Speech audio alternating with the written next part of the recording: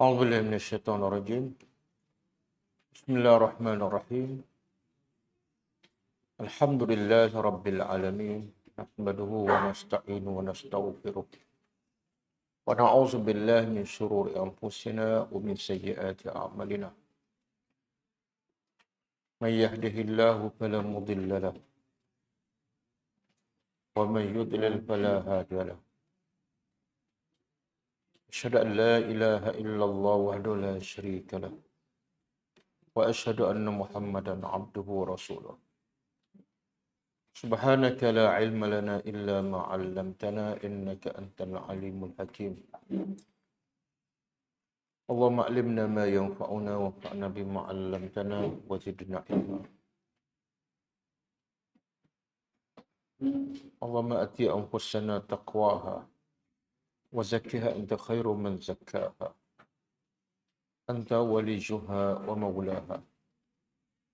ربي يسر ولا تعسر ربي تمم بالخير. أما بعد. InsyaAllah kita sambung tadabbur surah Al-Qasas ayat 40. Sebelum tu kita tengok pengajaran yang lepas. 37. Ayat 37. A'udzubillahi minasyaitonirrajim. Waqala Musa Rabbi a'lamu biman jaa'a bil huda min 'indih wa man takunu lahu 'aqibatud dar innahu la yuflihuz zalimun. Pengajarannya, maksudnya telah berkata Nabi Musa AS, Tuhan aku lebih mengetahui dengan siapa yang sebenarnya membawa petunjuk daripada sisinya dan siapa yang baginya kesudahan yang baik. Sesungguhnya tidak akan berjaya orang-orang yang zalim. Pengajarannya, pertama,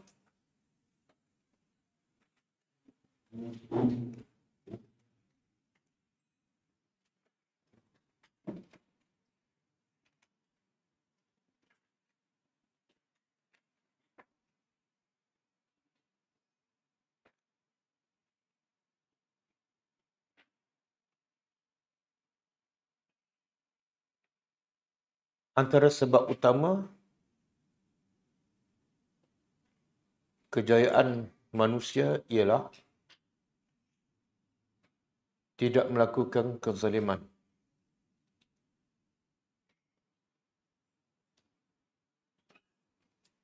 Sama ada kepada dirinya sendiri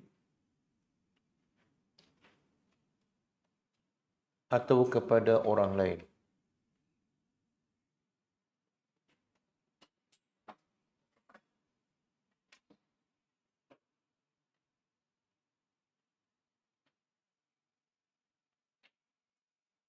Yang kedua,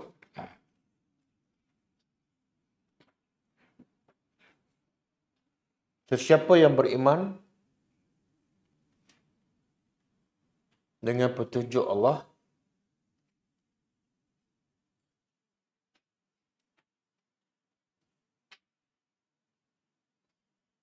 pasti kesudahannya adalah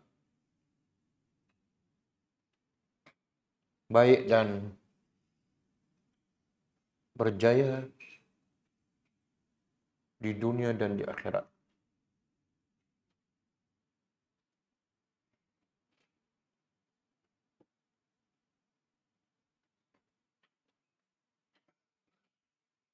Yang ketiga, petunjuk yang sebenar hanyalah dari sisi Allah.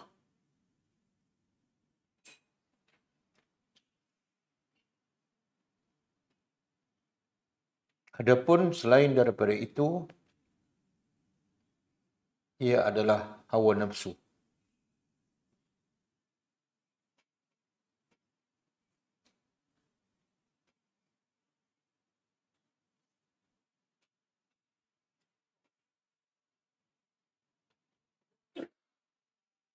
Alhamdulillah. Okey, ayat seterusnya. وقال فرعون يا أيها الملأ ما علمت لكم من إله غيري فأوقد لي يا هامان على الطين faj'al li sarhan la'alli attali'u ila ilahi Musa wa inni la'azunnuhu minal kazibin. Maksudnya, dan telah berkata Fir'aun, wahai pembesar-pembesar, aku tidak mengetahui bagi kamu daripada Tuhan melainkan aku. Maka nyalakan api di atas tanah, lalu jadikan untuk aku bangunan yang tinggi. Moga-moga aku dapat melihat Tuhan Musa. Sesungguhnya aku rasa dia adalah pembohong. Pengajaran yang pertama, Fir'aun telah dapat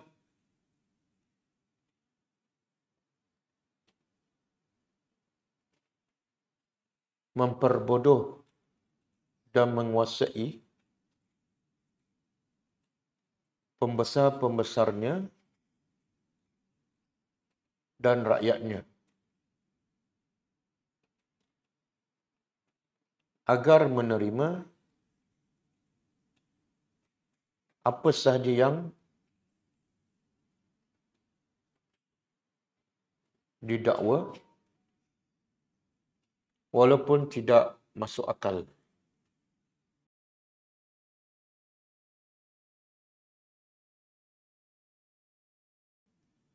Pengakuannya bahawa dia adalah satu-satunya Tuhan yang berhak disembah.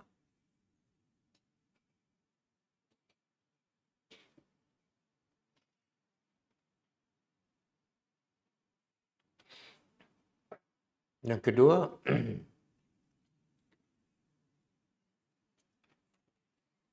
sifat ketinggian Allah Azza wa Jalla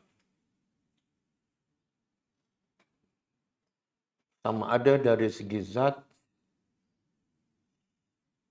atau kedudukannya.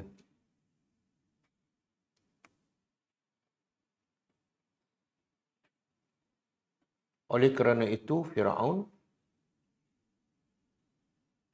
ingin melihat Tuhan Musa di tempat yang tinggi.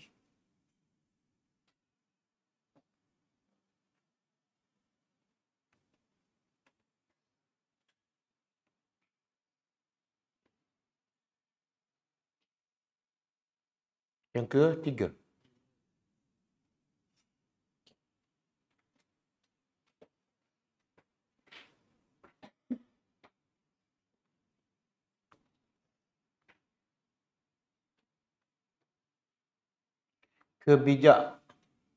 kebijaksanaan Firaun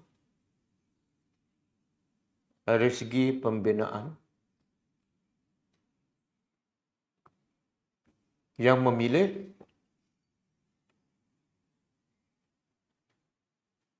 batu bata yang dibakar dengan api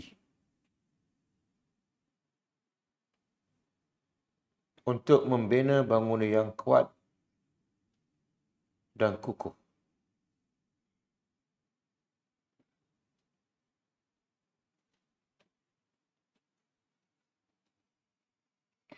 Yang keempat, kelampauan Firaun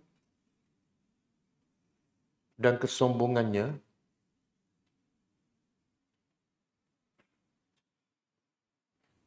sehingga menghina Tuhan Musa AS, iaitu Allah Azza wa Jalla.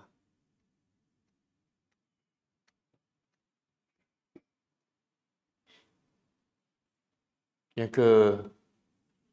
kelima, Firaun adalah antara manusia paling dusta di dunia.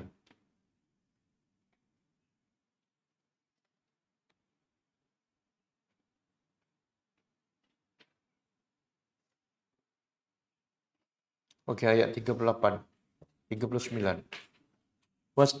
Wastakbara huwa wa junuduhu fil ard bighairil haqq wa zannu annahum ilaina la yurja'un.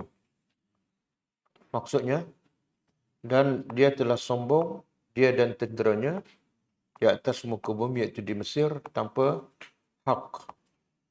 Dan mereka menyangka sesungguhnya kepada kami mereka tidak dikembalikan. Pengajarannya, pertama, antara punca utama manusia sombong ialah memiliki kuasa dan kerajaan.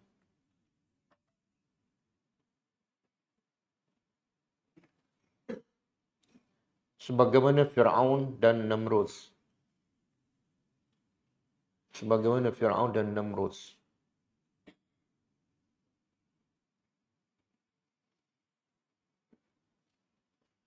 Yang kedua, sesiapa yang sombong dengan menolak kebenaran, ia menyerupai Fir'aun dan tenteranya.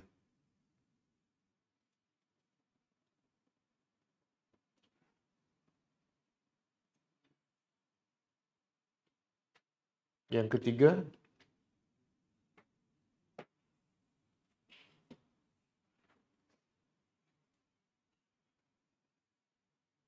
antara punca manusia sombong juga ialah tidak percaya kepada hari akhirat.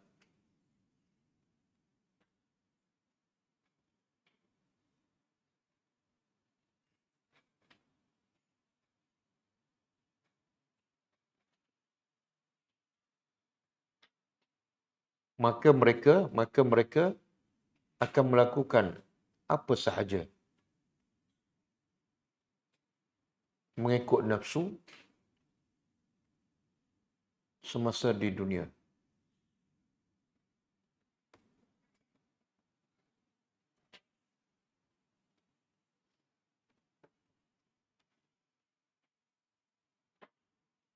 Okey, cukup lah.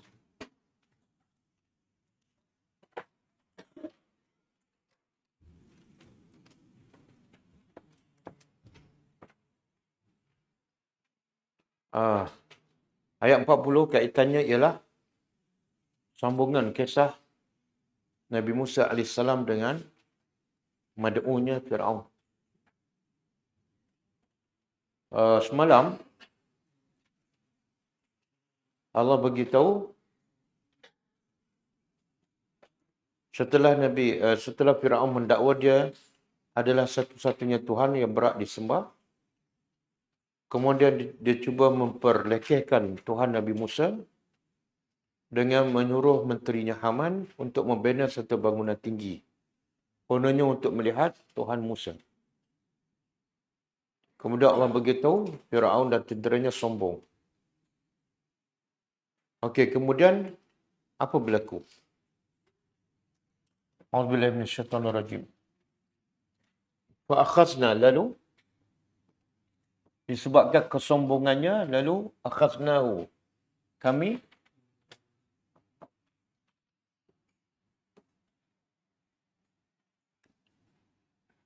mengambilnya.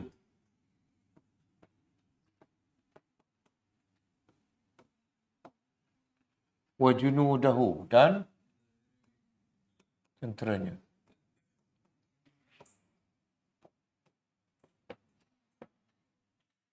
Kenapa dia ambil juga tentera? Sebab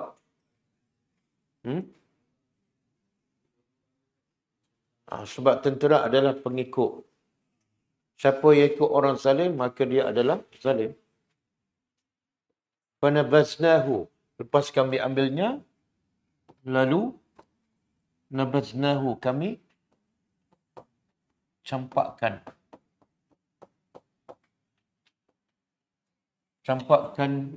mereka, iaitu Fir'aun dan tentera, fil yam.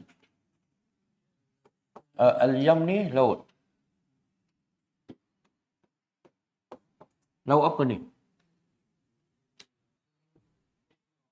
Laut apa? Laut Merah.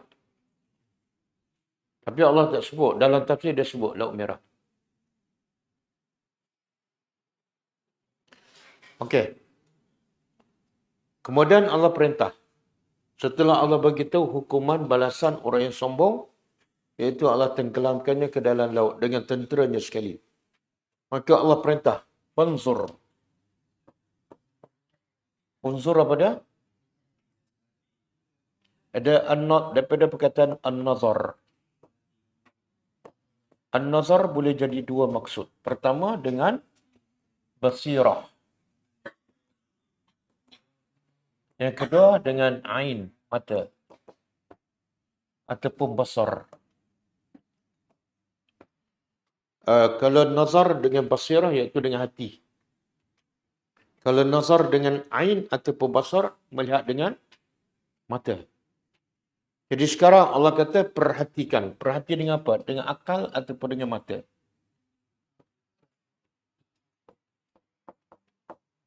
Yang mana satu? Dengan basirah. Kenapa?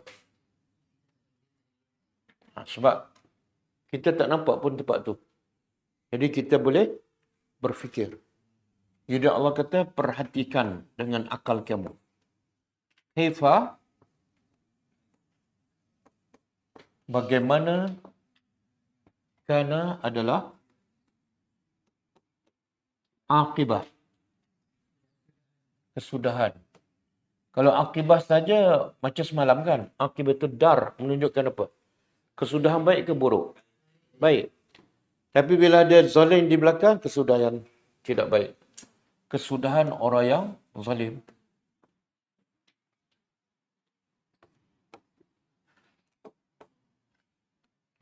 Bila kesudahan orang zalim di sini, zalim apa ni? Semalam kita belajarkan. Zalim ada dua. Satu, zalim kafir, syirik. Yang kedua, zalim buat maksiat. Siapa yang buat maksiat, semua zalim. Tapi tak sampai tahap syirik ataupun terkeluar daripada Islam. Jadi Allah kata, perhatikan bagaimana adalah kesudahan orang yang zalim. Fanzur ni fi'il apa? Amar. Amar menunjukkan apa? Perintah menunjukkan apa? Wajib. Jadi sekarang Allah perintah. Perintah pada siapa ni? Pertama kepada Nabi Muhammad SAW. Sebab ayat ini pertama turun pada Nabi. Yang kedua, perintah pada Nabi adalah perintah kepada umatnya. Apa perintah tu? Iaitu perhati bagaimana kesudahan orang-orang yang zalim. Jadi orang macam kita, wajib tak ikut perintah ni? Wajib. Tapi mungkin tak kita boleh perhati dan ambil pengajaran daripada kisah Fir'aun kalau kita tak faham? Tak mungkin. Maka kaedahnya apa? Apa satu kaedah? Kaedah usul fiqh tu.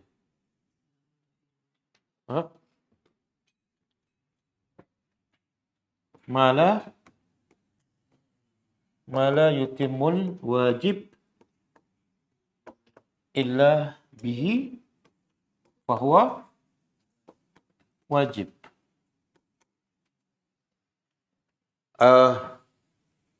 Asal kisah Fir'aun ni tak wajib.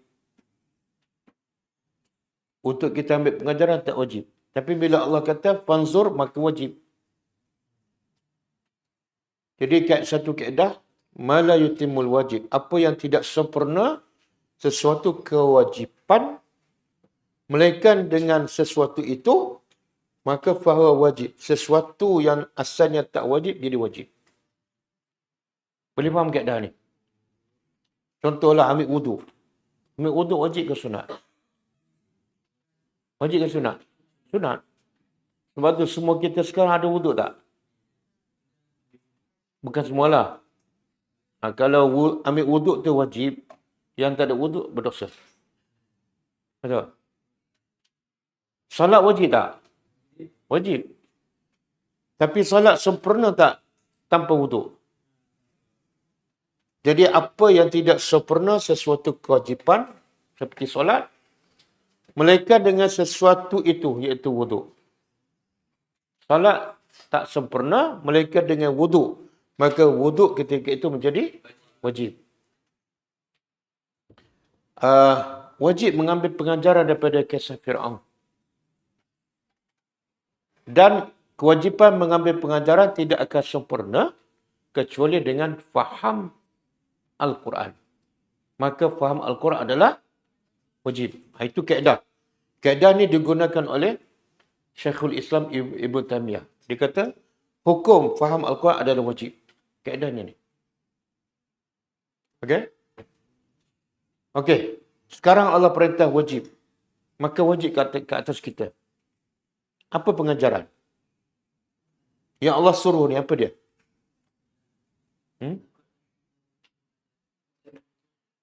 Apa yang Allah suruh? Perhati. Perhati apa? Bukan kesudahan. Allah suruh perhati. Kaifa. Apa makna kaifa? Bagaimana? Kesudahannya, Fir'aun dengan tentera tenggelam. Tapi yang Allah suruh apa dia? Perhati bagaimana Allah tenggelamkan. Okey. Macam ni lah kisah Ashabul Fil. Allah kata apa? Alam tara kaifa fa'ala rabbuka bi ashabil fil.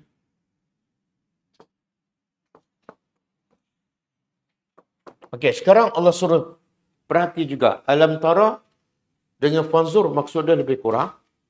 Tidakkah kamu perhati kaifa, bagaimana Allah telah lakukan kepada.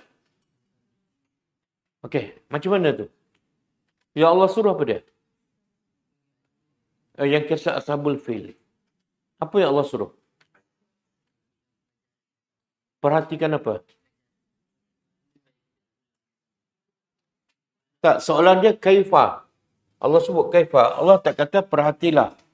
Mata. Bila berlaku. Faham tak? Sebab apa? Kalau setakat tahu bila, ada faedah? Tak ada faedah. Dan Allah juga tak suruh kita alam tara aina. Kamu tak tengok ke di mana tempat tu berlaku? Kalau setakat kita tahu tempat, ada pengajaran? Tak ada.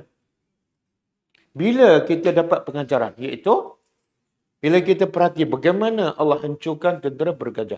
Macam mana? Tentera gajah yang besar, yang ramai. Logiknya kalau Allah nak hancurkan, Allah hantar apa? Tentera malaikat, kan? Tapi tak perlu. Allah hanya hantar burung kecil, kemudian balin dengan apa? Kalau burung dah kecil, batu lagi kecil. Kalau kita balin batu kecil pada gajah, apa jadi? Kalau kita lah bukan burung. Apa jadi? Buang masa lah. Betul? Logiknya kalau burung balin, lagi buang masa. Tapi bila burung balin, dengan batu yang kecil, apa berlaku pada gajah dan tentera? Ka'asfin makul. Seperti hancur, seperti dimakan. Jadi Allah kata perhati bagaimana burung yang kecil dengan batu yang kecil, bila dia baling, hancur. Tak nampak rupa. Jadi Allah suruh fikir benda. Pasti ada satu kuasa yang hebat di belakang burung tu. Itu Allah. Maka gerunlah kepada Allah. Yang ini pun sama. Bagaimana Allah hancurkan tentera Fir'aun. Satu kerajaan yang besar, sangat zalim. Dan berapa ribu, ada kata puluh ribu, dia bunuh anak lelaki Bani Israel secara hidup. Tapi bila Allah hancurkan, Allah hanya perlukan apa? Nak hancurkan kerajaan Fir'aun yang besar, yang kuat, yang zalim. Dengan apa? Air je. Mana hebat apa tu? Kalau Allah hantar malaikat untuk hancurkan Firaun, mana Allah tak nampak hebat sangat. Betul kan? Tapi nak hancurkan kekuatan tentera Firaun hanya dengan air saja. Cuba buka surah Asy-Syu'ara. Ayat 57.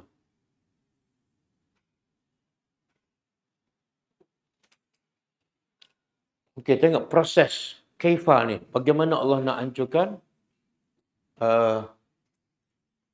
Firaun dan tenteranya. Dalam surah yang kita belajar, Al-Qasas, Allah tak sebut detail. Tapi dalam surah Asy-Syu'ara, Allah sebut detail. Proses pertama, Allah kata, فَأَخْرَجْنَاهُمْ مِنْ جَنَّاتٍ وَعُيُونٍ. Kami keluarkan Firaun dan tenteranya daripada kebun-kebun dan sungai-sungai. Proses pertama. Daripada istana yang mewah, Allah keluarkan. Kemudian, وَكُنُوزٍ وَمَقَامٍ كَرِيمٍ. Kami keluarkan juga Firaun dengan tenteranya daripada kunuz. Harta-harta khazanah kekayaan. Wa maqamin karim, dan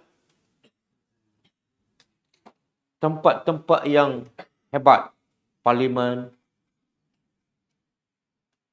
Apa-apa je. Dewan. Kami keluarkan semua. Kemudian, ayat 59. Wa kadzalika, kemudian, begitulah wa aurasnaha Bani Israel. Kerajaan Firaun yang hebat, sungai kebun yang hebat, kami bagi pada siapa? Kami wariskan kepada Bani Israel. Dulu Bani Israel bagi Firaun sebagai apa? Sebagai hamba, dijadikan hamba, dibunuh anak lelaki, dibenarkan wanita hidup dalam keadaan hina. Tapi sekarang Allah jadikan kerajaan Firaun sebagai warisan untuk Bani Israel yang dulu dihina. Kemudian fa'atba'uhu musyrikin. Maka Firaun dengan tentera dia mengekori Nabi Musa dan Bani Israel musyrikin waktu syuruk. Waktu syuruk. Kemudian falamma, terjemah falamma, maka tatkala tara'a. Dua jam'ani. Kalau jam'u satu kumpulan, jam'ani, maka tatkala dua kumpulan saling melihat. Kan Musa keluar awal kan? Kemudian Firaun ikut, akhirnya nampak. Firaun nampak Musa dengan Bani Israel, dan Nabi Musa pun nampak Firaun dengan tenteranya. Maka qala ashabu Musa. Bila pengikut Musa, Nabi Musa AS, iaitu Bani Israel, nampak Firaun dengan tentera, apa dia kata pada Musa? Inna lamudrakun. Sesungguhnya kami, habislah kami. Kami akan mati. Sebab apa? Kat depan, laut. Kat belakang, kalau pergi ke depan, lemah. Undur ke belakang, dibunuh. Ini siapa ni? Tentera. Tapi Nabi Musa pula apa? Apa keadaan Nabi Musa? Qal, kalla, sekali-kali tidak. Tidak apa ni? Kita tak akan dibunuh ataupun kita tak akan mati lemas. Kenapa? Inna ma'i sesungguhnya bersama aku Rabbi sayahdini. Bersama aku ada pencipta. Dia tak kata Allah. Dia tak kata ma'iyallah. Beza tak? Apa beza? Kenapa Nabi Musa yakin dan tak rasa gentar sedikit pun? Sebab bersama dia Rabbi, pencipta. Bila pencipta, dia boleh buat apa saja. Sayahdin akan menunjukkan jalan keluar. Kalau masa Nabi dalam gua Sur bersama Abu Bakar sedih kan? Nabi cakap apa? La tahzan.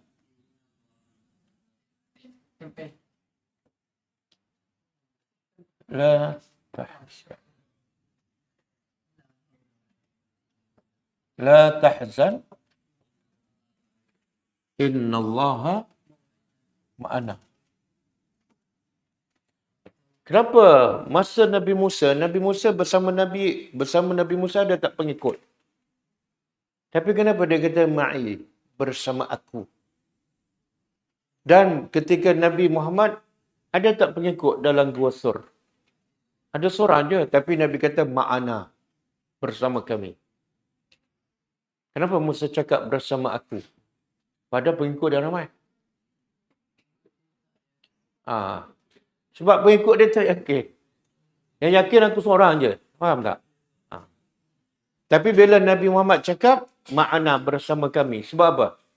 Sahabat Abu Bakar pun yakin. Kalau Abu Bakar yakin, kenapa sedih? Kenapa sedih? Dia sebenarnya dia bukan risau pada diri dia. Dia risau pada Nabi. Yang penting Nabi, bukan dia. Okey. Jadi kata Nabi Musa, kalla inna ma'i rabbi. Kita kalau duduk tempat Nabi Musa kan, kat belakang tentera Fir'aun. Kat depan laut. Boleh tak setenang ni? Kalla. Kita cakap pada pengikut kita tu. Inna ma'i rabbi. Ataupun bila pengikut kata habilah. Rasa macam tu lah. Kenapa Nabi Musa yakin? Apa kekuatan dia? Mukjizat. Ayat. Sebab itulah Allah suruh Nabi Musa. Sebelum menghadap Fir'aun, Allah suruh Nabi Musa test dulu. Test sehingga Nabi Musa yakin. Bila ada mukjizat kat tangan, dia yakin pada Allah, dia tak nampak dah tentera Fir'aun. Dia tak nampak laut. Dia nampak apa dia? Pencipta laut dan pencipta Fir'aun. Kenapa nak takut? Okey, kemudian Allah kata apa? Fa'auhayna. Lalu kami wahyukan. Bila Musa yakin, datang pertolongan Allah. Kami wahyukan kepada Musa, anidrib bi'asakal hajar. Pukul tongkat engkau ke laut. Kalau kita pukul tongkat ke laut, apa jadi? Cair kan? Jadi apa faedah pukul tongkat ke laut? Allah boleh tak kata, kun fayakun. Tanpa pukul tongkat. Ada? Boleh? Kenapa perlu pukul tongkat? Sebab apa? Sebab. Tapi dengan tongkat tu boleh tak menjadikan? Jadi tak perlu pun. Logiknya, dengan pukul sekali, macam ada ketika Musa pukul tongkat kat batu kan? Terkeluar air kan? Logiknya apa dia? Patah. Tongkat boleh patah kan? Tapi Tuhan suruh juga menunjukkan apa? Usaha. Satu. Yang kedua, dapat sesuatu rezeki bukan sebab usaha. Dua benda yang berbeza. Wajib usaha tapi dapat rezeki bukan sebab usaha. Buktinya apa? Ni. Wajib pukul tongkat sebab itu perintah Allah. Tapi adakah laut terbelah menjadi lebuh raya sebab tongkat? Bukan. Sebab itulah, bab cari rezeki ni, jangan fikir nak dapat macam mana buat. Jangan. Buat je. Nabi bagi contoh kan, macam burung keluar pagi. Burung keluar tu dah target tak hari tu nak dapat berapa ratus? Ada target? Dia target tak nak pergi kat mana? Bukit Jelutong ke KL? Tak ada. Dia keluar je. Perut kosong balik. Jadi jangan kita risau pasal rezeki. Risau bila kita tak bekerja. Tak berusaha. Okey. Kemudian bila pukul, famfalaqa. Laut terbelah. Fakana kulli firqin. Maka setiap belahan tu kataudil azim. Setiap belahan tu seperti gunung yang besar. Wa azlafna. Dan kami dekatkan tamal akhirin. Kami dekatkan siapa ni? Nabi Musa. Kemudian kami dekatkan Fir'aun dengan tenteranya. Lepas tu, bila Nabi Musa lepas, wa anjayna. Kami selamatkan Musa wa man ma'ahu ajma'in. Okey. Lepas Nabi Musa selamat, summa aghraqnal akhirin. Kemudian kami tenggelamkan yang lain, iaitu Firaun dengan tenteranya. Inna fi zalika la ayatan. Sesungguhnya ini yang Allah suruh. Sesungguhnya pada demikian pasti ada tanda kebesaran Allah. Wa ma kana aktsaruhum mu'minin. Dan kebanyakan mereka tidak beriman. Betul? Cuba tengok kisah. Masa Allah suruh mak Musa hanyutkan Musa di sungai. Masa tu Musa seorang dan bayi. Selamat tak Musa? Dan bila masuk dalam istana Firaun, iaitu musuh dia, selamat tak Musa duduk dalam istana? Selamat. Tapi bila Firaun dengan bala tentera dia masuk laut, selamat tak? Padahal dia kerajaan, dia dewasa, ada tentera, tapi tak selamat.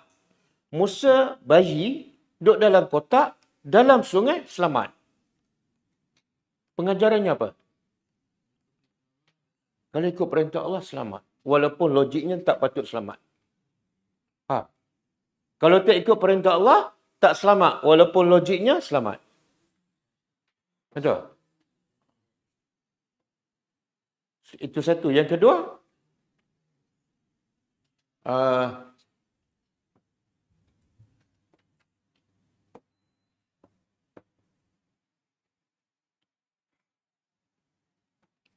izinkan saya melukis.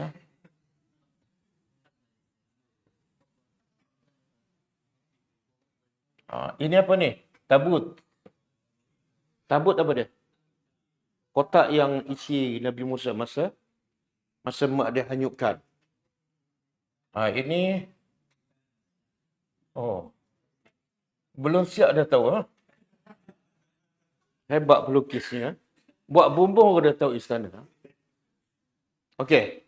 Jadi tabut yang bawa Nabi Musa hanyut kat sungai, masuk istana dengan selamat.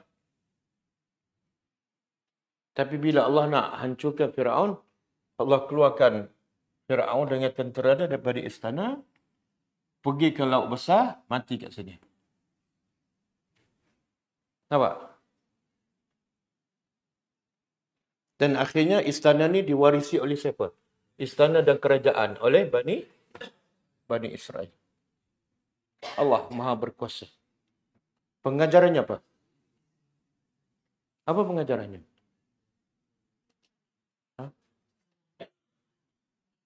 Semua pasti mati. Itu bukan pengajaran. Apa pengajaran? Tadi kita ada belajar satu hadis kan. Warda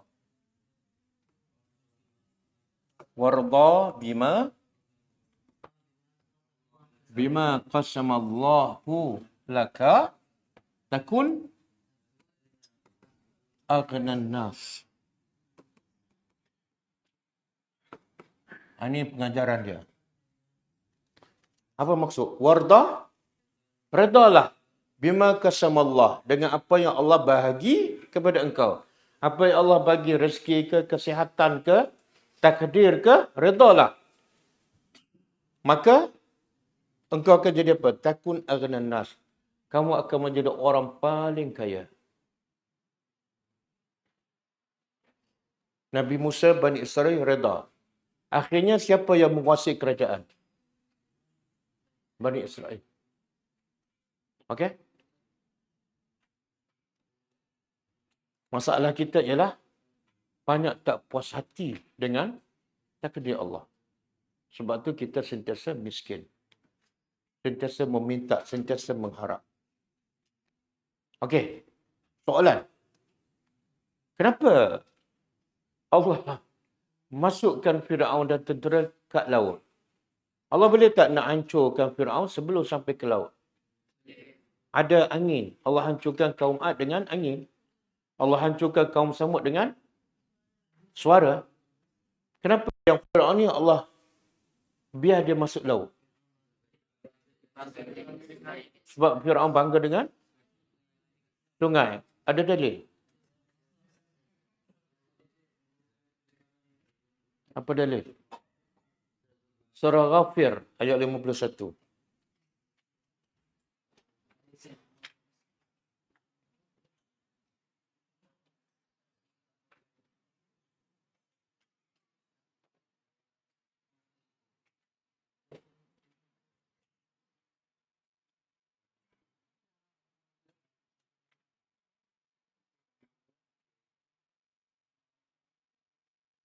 Betul kan? Ghafir. Bukan. Az-Zukhruf. Ini Ghafir ke Zukhruf? Ghafir ke Zukhruf ni? Zukhruf. Ustaz pun silap juga. Okey. Terjemah. Wanada. Dan wanada Fir'aun. Fir'aun menyeru pada kaumnya. Qala, dia berkata, ya qaumi, wahai kaumku, alaysa li mulku Misra. Bukankah milikku mulku? Mulku apa dia? Surah Mulk. Kerajaan Mesir. Berbangga. Bukankah kerajaan Mesir ni milik aku? Wahadil anhar. Dan ni sungai. Sungai-sungai tajri mengalir di bawahku. Bawahku maksud dia depan istana dia. Afala tubsiru, kamu tak nampak ke kehebatan aku?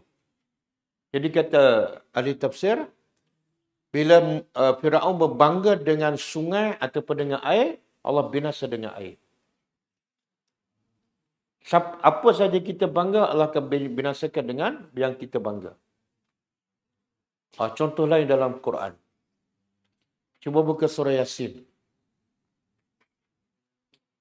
Ayat 35 tu. Surah Yasin.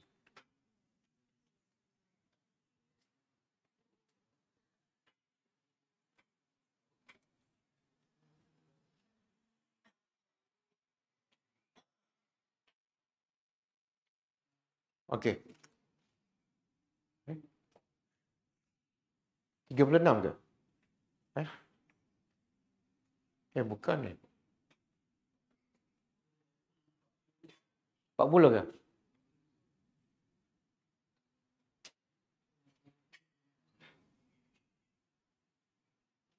Bukan. Ada yang nak bagi nombor tu. Nombor ayat tu. Ada dua surah Yasin. Berapa? 34.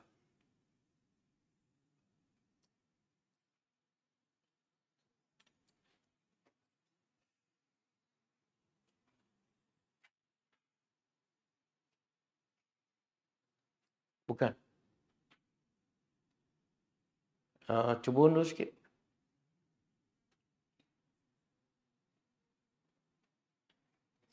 Bukan.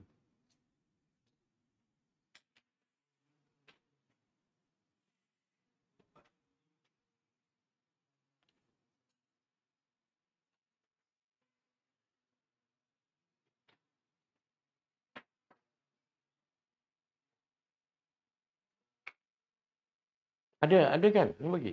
Ke silap nombor? Ada dua kan? Yasin. 34. Oh, silap nombor ayat lah tu. 42, 43. Bukan.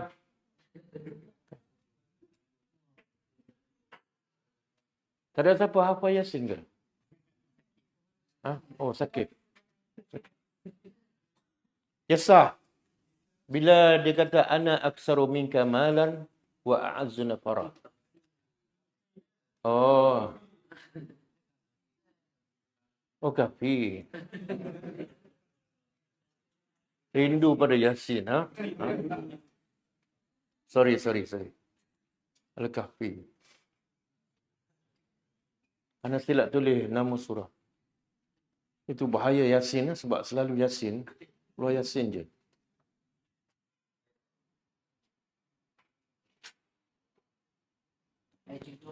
Okey. Wa kana lahu samarun. Ada dua orang kan, seorang beriman, seorang syirik. Jadi yang syirik ini Allah bagi apa? 2 kebun. Dan selain pada 2 kebun, wa kana lahu, baginya ada samar. Samar ni perniagaan yang lain. Lalu dia berkata pada kawannya, wa huwa yuhawiruhu.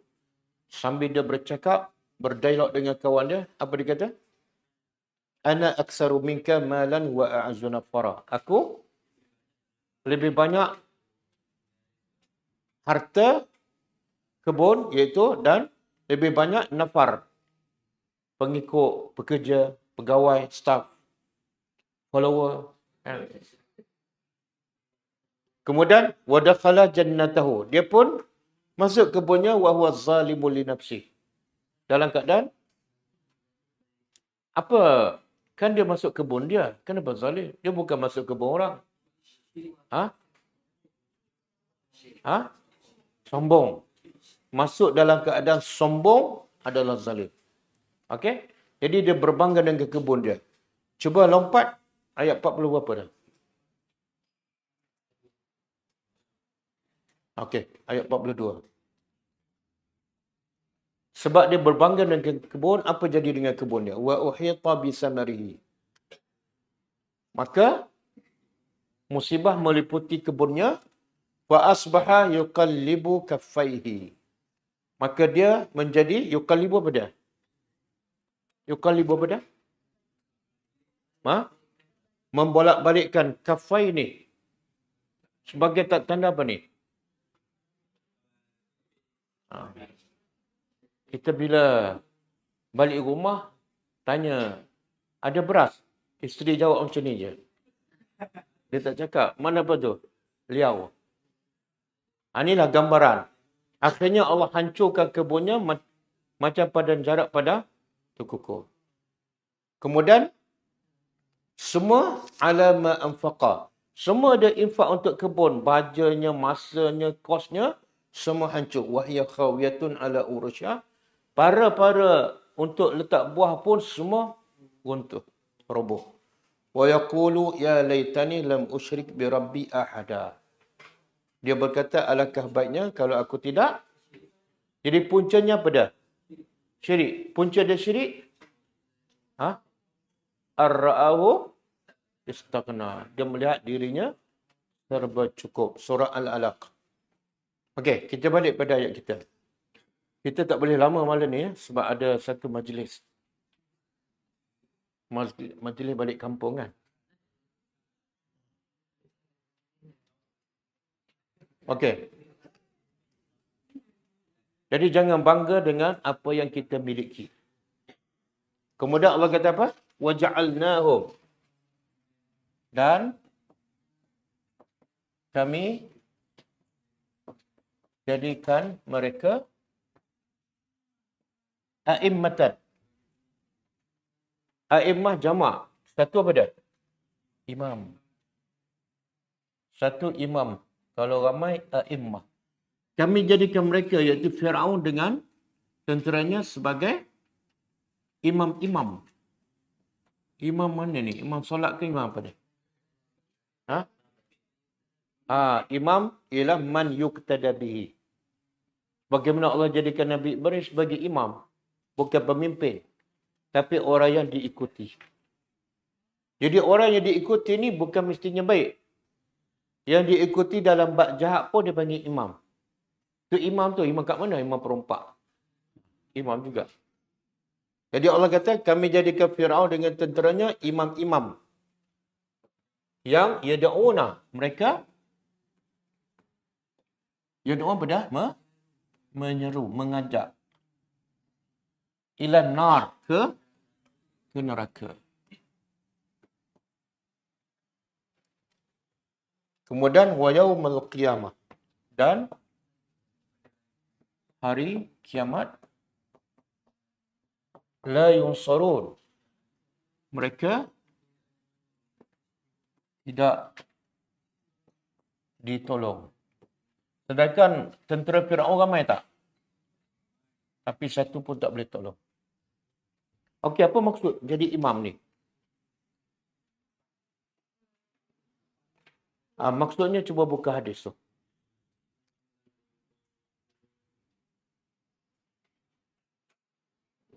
Okey. Hadis daripada Jarir bin Abdullah radhiyallahu anhu qala Rasulullah sallallahu alaihi wasallam, man sanna sunnatan hasanah. Cuba terjemah. Siapa yang memulakan sunnah yang baik, bukan buat sunnah lain daripada sunnah Nabi, tak. Dia sunnah Nabi tapi lama ditinggalkan, dia mula balik. Siapa yang buat satu benda yang baik, kana lahu ajruha. Bagi orang tu pahalanya dan wa ajru man amila biha ila yaumil qiyamah. Dan pahala orang yang buat sampai bila? Sampai kiamat. Contoh kan, semalam kita belajar apa? Semalam kedua malam lepas. Siapa nama ni? Abu Hurairah kan? Abu Hurairah radhiyallahu anhu. Abu Hurairah dia meriwayatkan hadis. Banyak tak? Berapa ribu? 5,000? 5,700? Hah?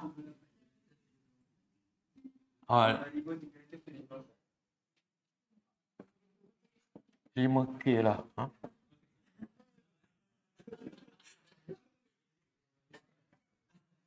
Okey. Banyak tak ilmu dia? Dan tersebar sampai hari ini dan sampai dekat kiamat kan? Siapa yang menyebabkan dia masuk Islam? At-Tufail. Pahala Abu Hurairah menyampaikan hadis mungkin berbilion. Tufail ni dapat tak pahala? Mana lebih banyak? Tufail ke Abu Hurairah? Tufail. At-Tufail bukan tupai. Ha? At-Tufail. Ha? Okey. At-Tufail ni masuk Islam sebab apa? Rasulullah. Pahala Abu Hurairah, At-Tufail dapat. Pahala Abu Hurairah dan pahala At-Tufail, Nabi dapat tak? Antara tiga, siapa yang paling banyak pahala? Subhanallah. Sebab tu salah satu tafsir ulama, inna a'tayna kal kausar. Allah kata sesungguhnya kami beri kepada engkau kausar. Salah satu telaga kausar. Yang kedua, kebaikan pahala yang banyak. Inilah. Semua yang sebarkan Islam, semua Nabi dapat pahala. Sebab Nabi pencetus ummah. PU. Tapi PU ni tak popular kan?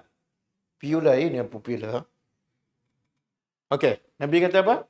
Siapa yang memulakan sunnatan hasanah, kana lahu ajruha wa ajru man amila biha, sampai ni ustaz duk mengajar hadis pada pelajar-pelajar kan. Sampai baca doa pergi masjid. Ustaz dapat tak pahala? Sebab tu ustaz paksa baca. Ustaz paksa hafal. Sebab kalau tak hafal,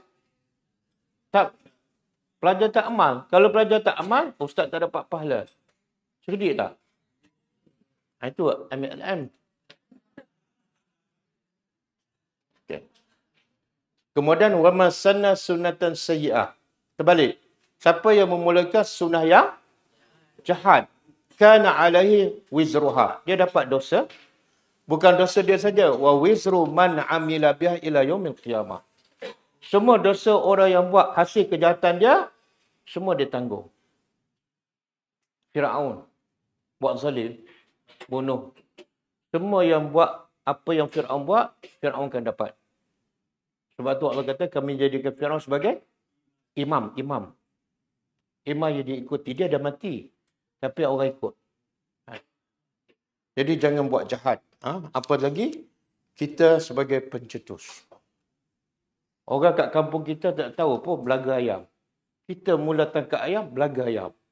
Lepas tu lepas 3 hari kita mati. Orang ikut buat belaga ayam. Tahu belaga ayam?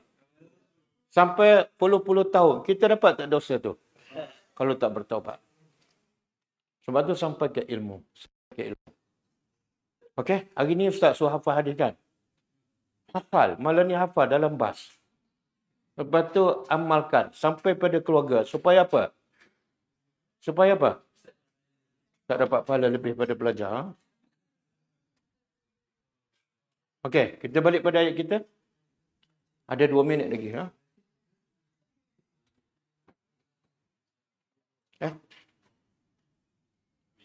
Habis. Okey, habis.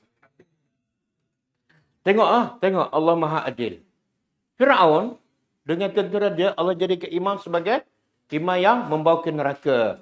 Yang Bani Israel yang Firaun hina, Allah jadikan apa pula? Imam juga. Tapi imam membawa hidayat. Buka surah Sajadah ayat 24. As-Sajadah.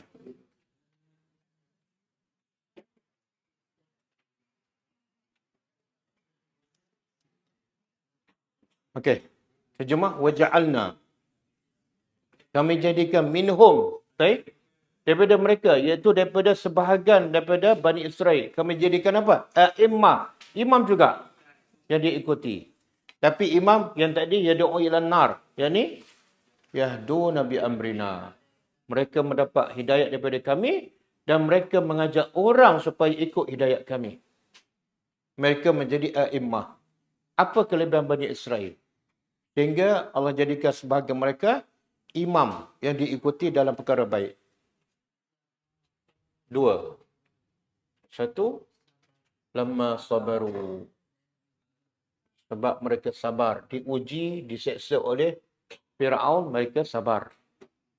Kemudian, wa kanu bi ayatina yuqinun. 1. Sabar. Yang kedua, yakin. Yakin dengan apa ni? Ayat Allah. Jadi siapa nak jadi imam yang diikuti selepas mati, kena ada dua sifat ni.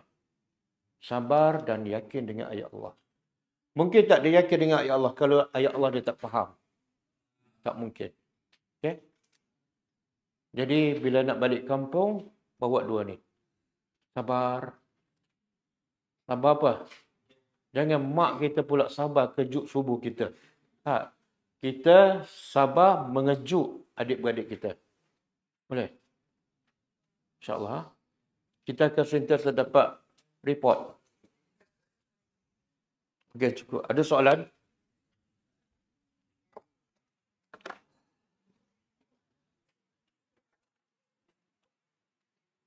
InsyaAllah kita jumpa lagi pagi besok. Jadi siapa yang balik kampung tu, jangan lupa buka. Telefon dah ada kan?